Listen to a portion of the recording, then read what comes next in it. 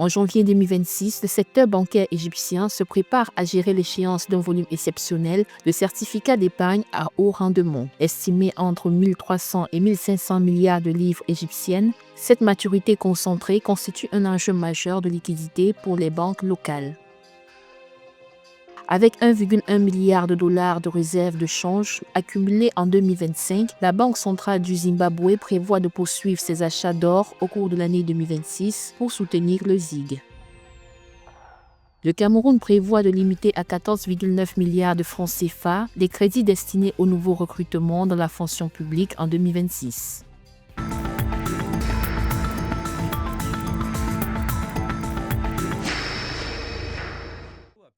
En Égypte, le secteur bancaire anticipe une importante mutation structurelle de la liquidité avec l'arrivée à échéance début janvier 2026 de 1300 à 1500 milliards de livres égyptiennes de certificats d'épargne à haut rendement. Ces certificats émis principalement par la National Bank of Egypt avaient été lancés dans un contexte de forte inflation avec des rendements atteignant 23 à 27% par an.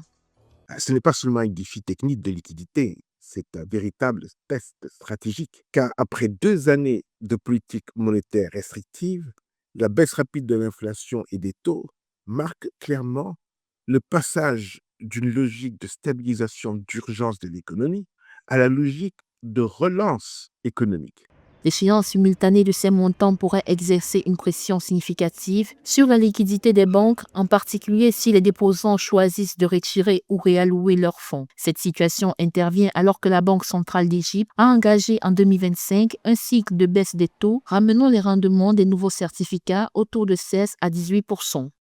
Et donc, la vraie question n'est pas de savoir si les banques disposent de liquidités, elles en ont. Mais qu'est-ce qu'elles vont faire? Car jusqu'ici, l'épargne a surtout servi à financer l'État. Or, dans un contexte de rendement réel redevenu positif, les banques sont désormais sous pression pour transformer cette manne en crédit productif, c'est-à-dire au service de l'industrie, de l'agriculture, de la création de valeur.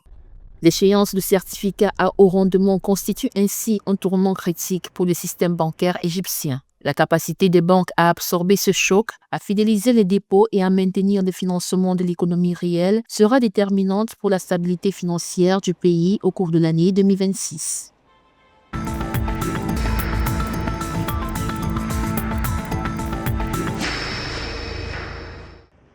La Banque centrale du Zimbabwe poursuivra au cours de l'année 2026 ses achats d'or et d'autres métaux précieux afin de renforcer ses réserves de change et stabiliser le ZiG, la monnaie nationale. Introduit en avril 2024, le ZiG représente environ 40% des transactions. Les réserves de change ont atteint 1,1 milliard de dollars à mi-décembre 2025 contre 267 millions de dollars en avril 2024.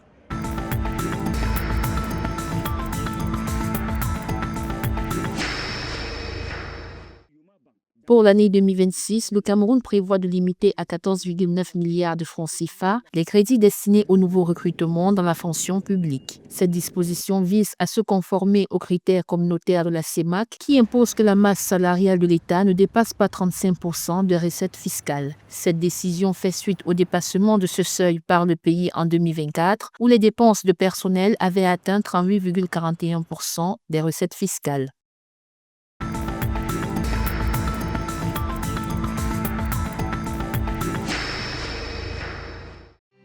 Le Libéria vise à faire du secteur minier et énergétique un pilier de ses finances publiques. Le gouvernement a présenté fin décembre 2025 à Monrovia un plan stratégique pour 2025-2029 visant à porter les recettes annuelles des ressources naturelles à plus de 3 milliards de dollars. Le plan prévoit notamment le renforcement des capacités nationales en exploration et la mise à jour des données géologiques avec le soutien de ses partenaires techniques pour moderniser les informations datant de 1972.